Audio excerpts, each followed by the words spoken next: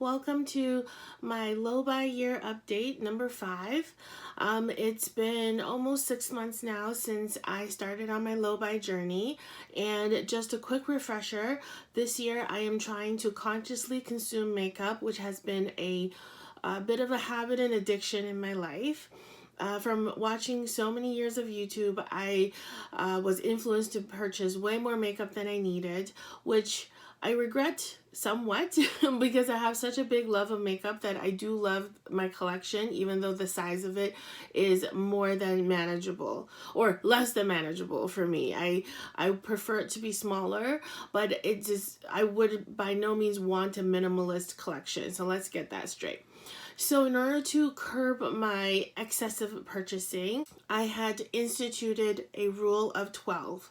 So for this low buy year, what that means is I'm allowed to buy 12 items in the play category, that being lipstick, lip gloss, blush, highlighter, eyeshadow, etc. Something that's for fun that I definitely don't need. You might think 12, that's quite a lot already, but through my past behaviors, I have found that I can buy, in that category up to 20, 30 items a year.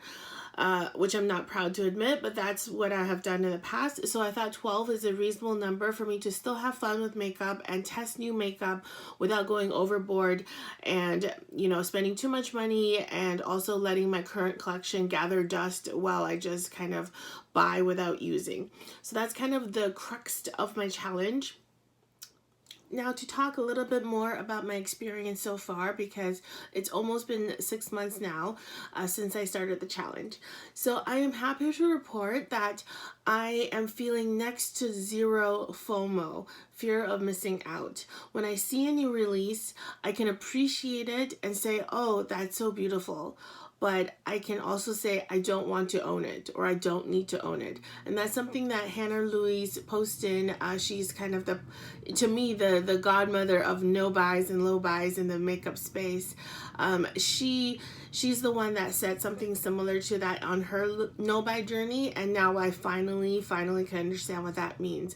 I can scroll down Trend Moves page on Instagram and not be very tempted. By no means am I completely immune because of my love of makeup and beautiful things. I do want to get something here and there, but the want is easily quelled through sort of talking myself out of it or duping the vibes from my own collection. I will also say that even thinking about buying new makeup now, I'm feeling more stressed than sort of anticipated pleasure, because project panning has completely changed my perspective on makeup. If you have followed my channel, you will have seen that in the past 6 months, I've been consistently project panning many different types of products in my collection, and it's really opened my eyes to just how long it takes to use up a product, as well as what my makeup preferences are. So in the past, let's say if I had 20 nude lipsticks, I could always justify owning one more because, there's a slight shade difference. This nude is slightly pinkier than browner, etc., etc. But now, after trying to pan nude lipsticks, I really realized they're very similar. They can be very similar on the skin, and I definitely do not need 20 nude lipsticks, which is probably far less than what I actually have at this moment. So I can say that, if I were to consider buying a new nude lipstick, I would feel more stress than actually a pleasure of anticipating owning that lipstick. So that's been great as well in terms of curbing my spending. And also, because of the low buy, I am finding that the dopamine hit of a purchase, which used to just, fuel me, is if I was having a bad day, if I was feeling down, if I was bored, a makeup purchase would always buoying me up, and I would feel better afterwards from that dopamine hit.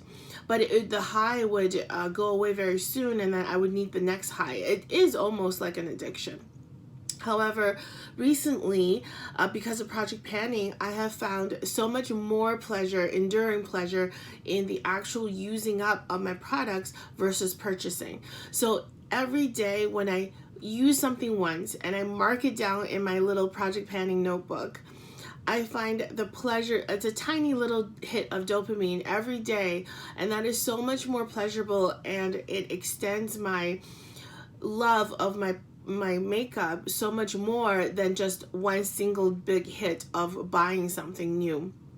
And as well, when I actually hit a goal in project panning, such as hitting pay in an eyeshadow or in a blush, you guys, the satisfaction of having achieved that and also showing it to you on a video is immense, and so much more gratifying than buying something and just handing over my credit card or clicking on something and click checkout. Yes, so if you haven't done this yet, I really highly recommend you try your hand at Project Pan. It will change your makeup life as it has changed mine. So I have learned that the dopamine hit has been very, very different and very much more positive. And then also the increase to my pocketbook is not something to be underestimated, because in the past, as I have said in many videos by now, you know, within March or April, I would usually have reached close to Rouge status at Sephora.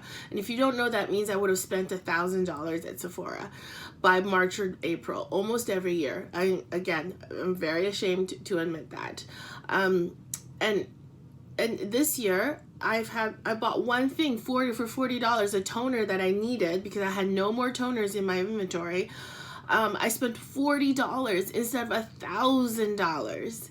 I mean, the difference to my pocketbook is immense. I can now use all that extra money. I can save it. I can buy more outfits with it. I can buy jewelry. You know, I did microblade my brows recently. They're still healing, so excuse the way they are. They're not what they're going to finally look like, but I could easily afford microblading my brows because I have not been excessively buying makeup. And that freedom, that alternate options is just amazing. It's very freeing, and I don't feel like I'm this hamster caught on the wheel of makeup wanting and makeup buying anymore.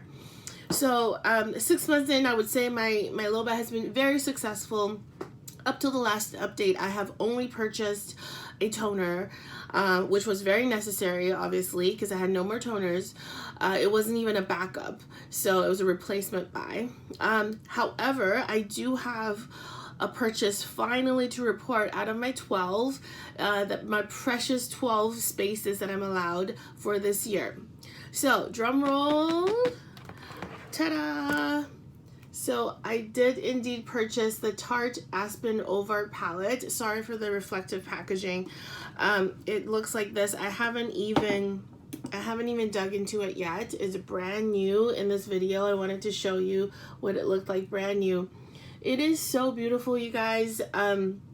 Just to quickly recap, the reason why this piqued my interest out of every single possible neutral palettes out there, because I already have so many obviously in similar colors, is that a YouTuber, Mel Thompson, for those of you who don't know, sadly passed away.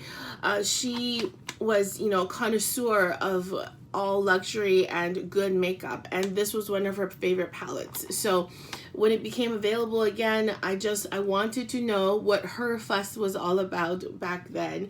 And I can say that, number one, it smells amazing. It smells sweet and vanilla-y, but not cloying. I love the smell, and I know that has nothing to do with the palette, but you know, the user experience matters.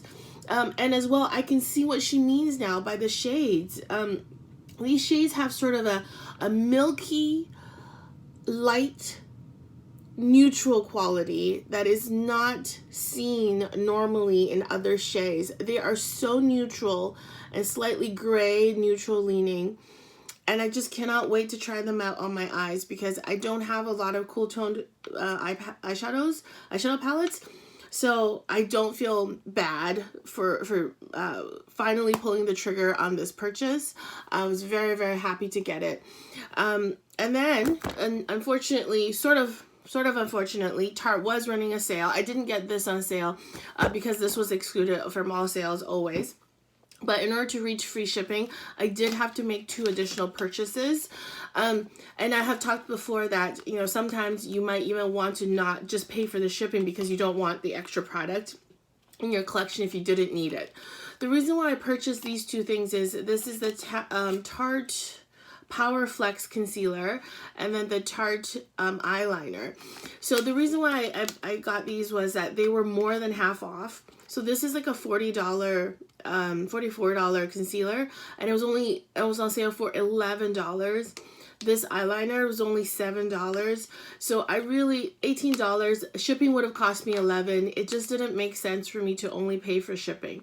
But these were very necessary in my collection because I had recently decluttered 3 Tarte Shape Tape concealers. So 3 spaces sort of in my concealer inventory had freed up. I already had a Power Flex concealer from Tarte, and when I used it in replacement of the Shape Tape, I fell in love with this. This concealer was so beautiful. It was very skin-like. You could not see any part of the skin once you put it on, as in you couldn't tell where the concealer started and the skin ended, unless it was the pigment, obviously. But once you blend it out, it was super, super skin-like while maintaining coverage with minimal creasing. I was completely knocked over by how good this was. And I didn't know this was brand new in my collection. I had to open it up because I decluttered 3 other concealers from my Project Pan. So I had to open this up, and I was just amazed at this quality. So when I saw this, I had to get it because it's a slightly darker shade, because this is too light for me. So a mix of these 2 was just too perfect. So that is the reason why I did purchase this, and I don't feel bad at all. I could always use a black liner. These will not go to waste. And this concealer, I need to open up right now to use to balance out the other one. So these are all very sort of non-backup makeup items, and I'm happy to have them in my collection. And yeah, I hope you're not too disappointed in me that I broke my sort of unofficial no buy, because this was a low buy, and it's my first item out of 12. So I think I'm still doing good by the halfway year mark now. So let me know your thoughts, how you're doing on your low buys. And as well, usually I have a reverse rouge portion either at the end of this video or a separate video. If I have a lot of empties, I make it a separate video so I can take my time talking about them. However, this month I have no more empties. I didn't finish anything or declutter anything this month, so that segment will not be available for this update, but it will certainly be for the next update. I'm pretty sure I'll have used up a few things by the next update. So thanks again, and I'll see you soon. Bye.